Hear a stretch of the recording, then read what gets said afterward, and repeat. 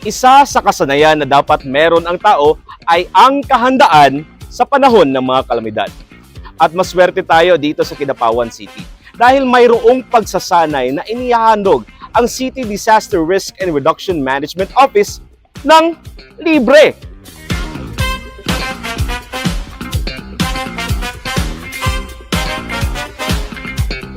Tampok ngayon sa City Pavilion ang rappelling wall na ininstall ng city government sa pangunguna ng City Disaster Risk Reduction Management Office para sa mga nais maranasan ang rappelling.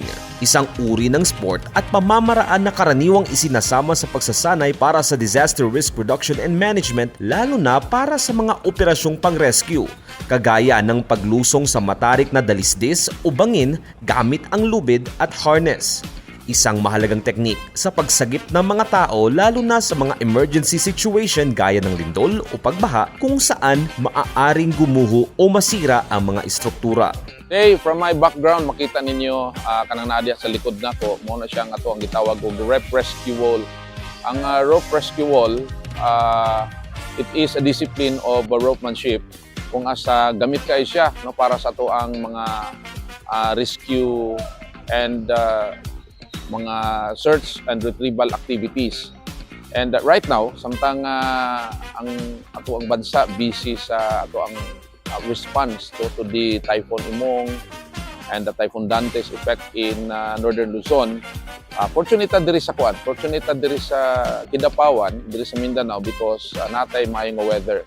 And as part of the National Disaster Resilience Month, appeal ang ato ang rope rescue wall nga ato ang i-feature. And we're doing this for free. This is a free experience. And we offer this para sa mga learners aging from 12 years old pataas. No? Magsugod og edad 12 because medyo difficult na ni. Una ninyo ning nasinati through the Bureau of Fire Protection sa firewall na itong gina-offer nila during Fire Prevention Month of March.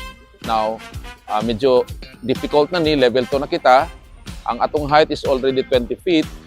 And then, doon na nakita duha ka klaseng ascending. No? Pwede nga rope ascending, pwede po nga musaka sila dito gamit ang hagdanan. And then, doon nakita daghan yung mga techniques para sa pag-descend. And depende kung saan gusto sa ato ang learner. But basically, na yung mga simple lang ng mga ropemanship no, or rope rescue techniques nga itong ipa-perform sa ila. Paalaala ng CDRRMO sa mga interesadong sumubok na kailangang nasa 12 years old pataas ang edad at nasa 26 pababa ang Body Mass Index o BMI at kayang buhatin ang sariling bigat, habang required naman ang mga babaeng nakasuot ng pants.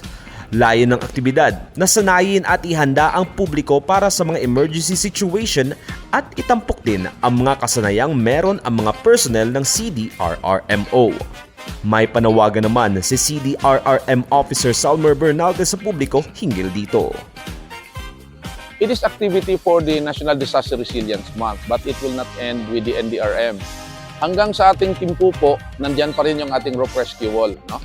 Part siya sa mga attraction natin, binibigyan libre, nandyan lang ang mga kasamahan natin sa City DRRM office.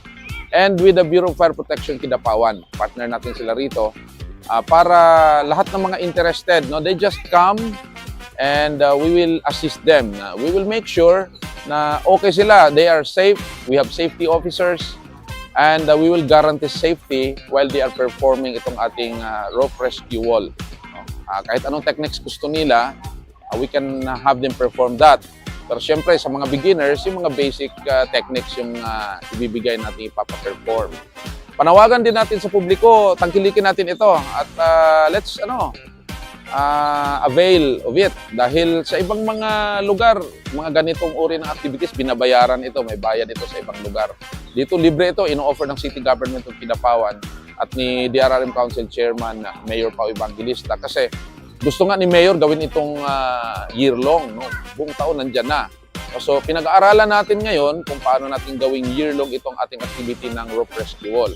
But as of now, we are launching this sa National Disaster Resilience Month ngayon, ang month of July, and ipagpapatuloy natin hanggang sa whole month of August kung saan ay magsiselebrate din tayo ng Timpupo sa Kidapawan.